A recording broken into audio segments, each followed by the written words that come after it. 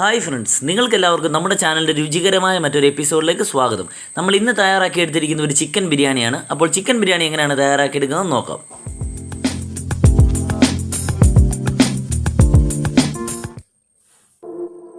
അപ്പോൾ ഞാനിവിടെ 20 കിലോ അരിക്ക് 40 കിലോ ചിക്കൻ എന്ന റേഷ്യോയിലാണ് ബിരിയാണി ഉണ്ടാക്കുന്നത്.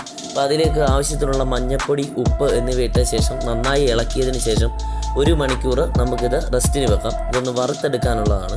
അപ്പം ഞാനിവിടെ വറുത്താണ് ചിക്കൻ ബിരിയാണി ഉണ്ടാക്കുന്നത്. ചിക്കൻ വറുത്താണ് ഇവിടെ ചിക്കൻ ബിരിയാണി ഉണ്ടാക്കുന്നത്. അപ്പം വീഡിയോ ഇഷ്ടമായ തീർച്ചയായും നിങ്ങൾ ലൈക്ക് ചെയ്യുക. അതോടൊപ്പം താഴെ കാണുന്ന ചുവന്ന സബ്സ്ക്രൈബ് ബട്ടൺ പ്രസ് ചെയ്ത് മറക്കാതെ ചാനൽ സബ്സ്ക്രൈബ് ചെയ്യുക. അപ്പം ഞാൻ ക്വാണ്ടിറ്റി കുറഞ്ഞ അളവിലുള്ള ബിരിയാണി ഞങ്ങൾ ചെയ്ത് കാണിക്കണമെന്ന് നിങ്ങൾ ആഗ്രഹിക്കുന്നുണ്ടെങ്കിൽ വീഡിയോയുടെ താഴെ മറക്കാതെ കമൻറ്റ് ചെയ്യുക. അപ്പോൾ നമുക്ക് ബിരിയാണിയുടെ ഇൻഗ്രീഡിയൻസ് അല്പം വറുത്തെടുക്കാനുണ്ട്. അപ്പോൾ അതിനാവശ്യമായ ഇൻഗ്രീഡിയൻസ് വറുക്കുന്നതിനായി ഒരു ഉരുളി ഞാൻ അടുപ്പിലേക്ക് വെച്ചിട്ടുണ്ട്. അതിലേക്ക് 1 കിലോ അളവിൽ സൺഫ്ലവർ ഓയിൽ ഒഴിച്ചു കൊടുത്തിട്ടുണ്ട്. അതിനുശേഷം ഒരു 1/2 കിലോ അളവിൽ നെയ്യ് ഒഴിച്ചു കൊടുക്കാം.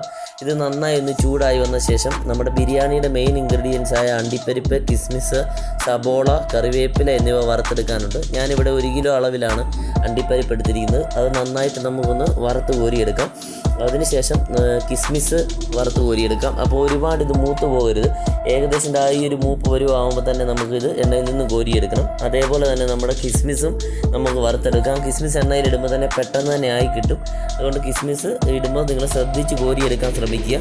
അതിനുശേഷം നമുക്ക് നമ്മുടെ കറിവേപ്പില ഇട്ട് കൊടുക്കാം. അപ്പോൾ കറിവേപ്പില നമ്മൾ ചേർക്കുമ്പോൾ നല്ലൊരു മണവും രുചിയൊക്കെ നമ്മുടെ ബിരിയാണിക്ക് ഉണ്ടാകും. അപ്പോൾ അത് നമുക്ക് ആവശ്യത്തിനുള്ളത് വറുത്തെടുക്കാം. അതിനുശേഷം നമുക്ക് നമ്മുടെ സബോള വറുത്തെടുക്കാം. ഇവിടെ 1 കിലോ അളവിൽ കനം കുറഞ്ഞ നീളത്തിൽ അരിഞ്ഞിരിക്കുന്ന സബോളയാണ്. അപ്പോൾ അത് നമുക്കൊന്ന് ഈ ചൂടായ എണ്ണയിലിട്ട് നന്നായി ഒന്ന് വറുത്ത് ഒരുപാട് കരിഞ്ഞു പോകരുത്.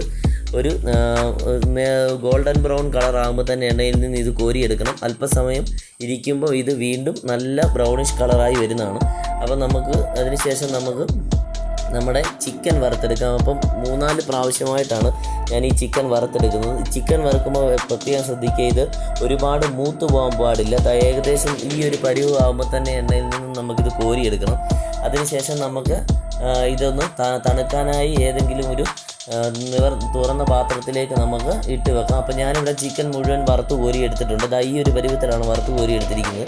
അപ്പോൾ അതിനുശേഷം നമുക്കിനി ചിക്കൻ്റെ മസാല തയ്യാറാക്കി എടുക്കുന്നത് എങ്ങനെയാണെന്ന് നോക്കാം. അതിലേക്ക് ഒരു ചെമ്പ് അടുപ്പിൽ വെച്ചതിന് ശേഷം ഒരു 10 കിലോ സബോള ഇവിടെ അരിഞ്ഞെടുത്തിട്ടുണ്ട്. അത് നമുക്ക് ഇട്ട് കൊടുക്കാം. അതിലേക്ക് ഒരു 1/4 കിലോ അളവിൽ നെയ്യ് ചേർത്ത് കൊടുക്കാം. അപ്പം നമ്മൾ ഓൾറെഡി അണ്ടിപ്പരിപ്പും കിസ്മിസും ഒക്കെ വറുത്തതിൻ്റെ ബാലൻസ് നെയ്യ് ചേർത്ത ഓയിൽ ഇരിപ്പുണ്ട്. അതിലാണ് ഞാനിവിടെ ഗ്രേവി അടിച്ചെടുക്കുന്നത്. അതിലേക്കൊരു 1/4 കിലോ അളവിൽ പച്ചമുളക് ചേർത്ത് കൊടുക്കാം. അത്യാവശ്യം എരിവുള്ള പച്ചമുളക് തന്നെയാണ് ഞാനിവിടെ എടുത്തിരിക്കുന്നത്. അപ്പോൾ നമ്മുടെ സബോള നന്നായിട്ടൊന്ന് വഴറ്റിയെടുക്കാം. അപ്പോൾ ഏകദേശം ഒരു പകുതി വേവാകുമ്പോൾ നമുക്ക് അതിലേക്കൊരു 1.5 കിലോ അളവിൽ കൊച്ചുള്ളി ചേർത്ത് കൊടുക്കാം. അപ്പോൾ നിങ്ങൾ വീട്ടിൽ ബിരിയാണി ഉണ്ടാക്കുമ്പോൾ എപ്പോഴും കൊച്ചുള്ളി കൂടുതലായി ഉപയോഗിക്കാൻ ശ്രമിക്കുക. അതാണ് ഏറ്റവും കൂടുതൽ ബിരിയാണിക്ക് രുചി ഉണ്ടാകുന്ന ഒരു ടിപ്പെന്ന് പറയുന്നത്. അപ്പം നമുക്കിത് നന്നായിട്ടൊന്ന് വഴറ്റിയെടുക്കാം. ഇത് ഏകദേശം ഈ ഒരു പരുവത്തിൽ സബോള വഴന്ന് വന്നു കഴിയുമ്പോൾ അതിലേക്ക് നമുക്കൊരു 1.5 കിലോ തക്കാളി ചേർത്ത് കൊടുക്കാം. ആവശ്യത്തിന് മസാലയ്ക്കുള്ള പുളിപ്പും നല്ല രുചിയും നമുക്ക് ഈ തക്കാളി ചേർക്കുന്നതിനോട് ലഭിക്കും. അതിനുശേഷം നമുക്ക് ആവശ്യത്തിന് മല്ലിയില, പുതിനയില എന്നിവ ചേർത്ത് കൊടുക്കാം. അതിനുശേഷം കുറച്ച് കറിവേപ്പില ചേർത്ത് കൊടുക്കാം. പിന്നെ അതിലേക്ക് 1/2 കിലോ അളവിൽ ഇഞ്ചി വെളുത്തുള്ളി പേസ്റ്റ് ചേർത്ത് കൊടുക്കാം. അത് നന്നായി മിക്സിയിൽ അരച്ചെടുത്തതാണ്. അതിനുശേഷം നല്ല എരിവുള്ള ഒരു 1/2 കിലോ പച്ചമുളക് മിക്സിയിൽ നന്നായി അരച്ച് ചേർത്ത് കൊടുക്കാം. അതിനുശേഷം നമുക്ക് ഒരു 200 ഗ്രാം ഗരം മസാല ചേർത്ത് കൊടുക്കാം. അതിനുശേഷം ഒരു 200 ഗ്രാം ചിക്കൻ മസാലയുടെ പൗഡർ ചേർത്ത് കൊടുക്കാം. കടയിൽ നിന്ന് വാങ്ങിയ പൗഡറാണ്. അതിനുശേഷം ഒരു 1/4 കിലോ അളവിൽ മല്ലിപ്പൊടി ചേർത്ത് കൊടുക്കാം. 1 ലിറ്റർ തൈര് ചേർത്ത് കൊടുക്കാം. ഇത്രയും ചേർത്ത് നമുക്ക് നന്നായി ഒന്ന് ഇളക്കി ഒരു ചെറു തീയിലൊരു സെമി ഗ്രേവി ആക്കി എടുക്കണം. ഇപ്പം നമ്മുടെ എണ്ണയൊക്കെ തെളിഞ്ഞ് നന്നായി ഗ്രേവി റെഡി ആയിട്ടുണ്ട്. അപ്പോൾ ഇതിലേക്ക് നമ്മൾ വറുത്ത് വെച്ചിരിക്കുന്ന നമ്മുടെ ചിക്കൻ ചേർത്ത് കൊടുക്കാം. അപ്പോൾ ചിക്കൻ ചേർത്തതിന് ശേഷം ഇളക്കുമ്പോൾ എപ്പോഴും ശ്രദ്ധിക്കുക, ഒരുപാട് ബലത്തിൽ ഇളക്കാൻ പാടില്ല. അതുകൊണ്ട് വളരെ സാവധാനത്തിൽ ഇത് ചിക്കനുമായിട്ട് ഈ മസാല ഇളക്കി മിക്സ് ചെയ്തെടുക്കുക. ഒരുപാട് കട്ടിയിൽ ഇളക്കിയാൽ ചിക്കൻ പൊടിഞ്ഞു പോകാൻ സാധ്യതയുണ്ട്. അതുകൊണ്ട് വളരെ കനം കുറഞ്ഞ് വളരെ സാവധാനത്തിൽ അത് ഇളക്കി മിക്സ് ചെയ്ത ശേഷം മസാല സെറ്റ് ചെയ്ത് വെക്കുക. അതിലേക്ക് നമുക്ക് ആവശ്യമായ മല്ലിയില, മല്ലിയില പുതിനയില ഇട്ട് കൊടുക്കാം. അതിലേക്ക് നമുക്ക് ഒരു പൈനാപ്പിൾ നീളത്തിൽ അരിഞ്ഞ് വെച്ചിട്ടുണ്ട്, അതിട്ട് കൊടുക്കാം. അതിനുശേഷം നമ്മൾ വറുത്ത് വെച്ചിരിക്കുന്ന നമ്മുടെ അണ്ടിപ്പരിപ്പ്, കിസ്മിസ്, വറുത്ത സബോള, കറിവേപ്പില എന്നിവ ചേർത്ത് കൊടുക്കാം. അപ്പം നമ്മുടെ മസാലയുടെ പരിപാടി ഏകദേശം ഇവിടെ കഴിഞ്ഞിരിക്കുകയാണ്. ഇനി നമുക്ക് റൈസ് സെറ്റ് ചെയ്യാനുള്ള പരിപാടി നോക്കാം. നമ്മുടെ വെള്ളമെല്ലാം ഇവിടെ നന്നായി തിളച്ച് വന്നിട്ടുണ്ട്. അപ്പോൾ ഇതിലേക്ക് നമുക്ക് ആവശ്യത്തിന് ഉപ്പിട്ട് കൊടുക്കാം. ഉപ്പ് എപ്പോഴും വെള്ളത്തിൽ അല്പം മുൻപോട്ട് നിൽക്കുന്നതായിരിക്കും നല്ലത്, എങ്കിലേ റൈസിൽ പിടിക്കുമ്പോൾ നല്ല ബിരിയാണിക്ക് നല്ല രുചി ഉണ്ടാവുകയുള്ളൂ. അതിനുശേഷം നമുക്ക് ആവശ്യമായ സ്പൈസസ് ഇട്ട് കൊടുക്കാം. സ്പൈസസിന് ശേഷം നമ്മളിവിടെ കഴുകി 3 മണിക്കൂർ കുതിർത്ത ബസ്മതി റൈസാണ് ഇവിടെ ഉപയോഗിക്കുന്നത്, അത് നമുക്ക് ഇട്ട് കൊടുക്കാം. അപ്പം ഞാൻ വീഡിയോയുടെ മുഴുവൻ ഭാഗവും ഇവിടെ ഉൾക്കൊള്ളിച്ചിട്ടില്ല, അരി റൈസ് കോരുന്നതിൻ്റെ മുഴുവൻ ഭാഗവും ഞാനിവിടെ ഉൾക്കൊള്ളിച്ചിട്ടില്ല, വീഡിയോ ലെങ്ത് ആണെന്ന് കരുതിയാണ് അങ്ങനെ ചെയ്തിരിക്കുന്നത്. അപ്പം നമ്മുടെ റൈസെല്ലാം ഇവിടെ നല്ല സെറ്റായി വന്നിട്ടുണ്ട്.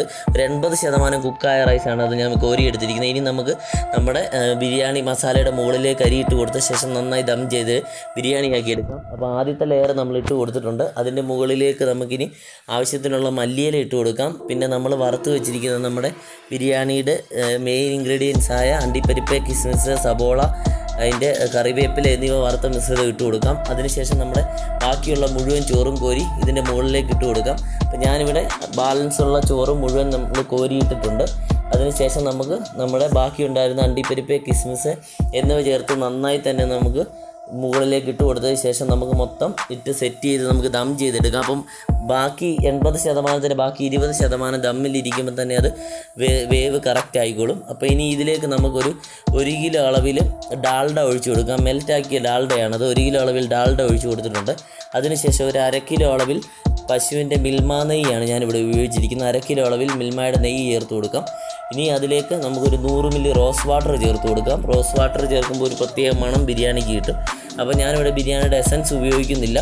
അതുകൊണ്ട് നിങ്ങൾക്ക് ആ താല്പര്യം ബിരിയാണിയുടെ ഫ്ലേവറിൻ്റെ മണം ഇഷ്ടമാണെങ്കിൽ നിങ്ങൾ ആ ഫ്ലേവറുള്ള എസൻസ് കടകളിൽ വാങ്ങിക്കാൻ കിട്ടും, അത് വാങ്ങി ഉപയോഗിക്കാവുന്നതാണ്. അതിനുശേഷം നമുക്ക് മൈദ കുഴച്ച് ചെമ്പിൻ്റെ മൂടി അടച്ച ശേഷം നമുക്കൊന്ന് ദം ചെയ്ത് വെക്കാം.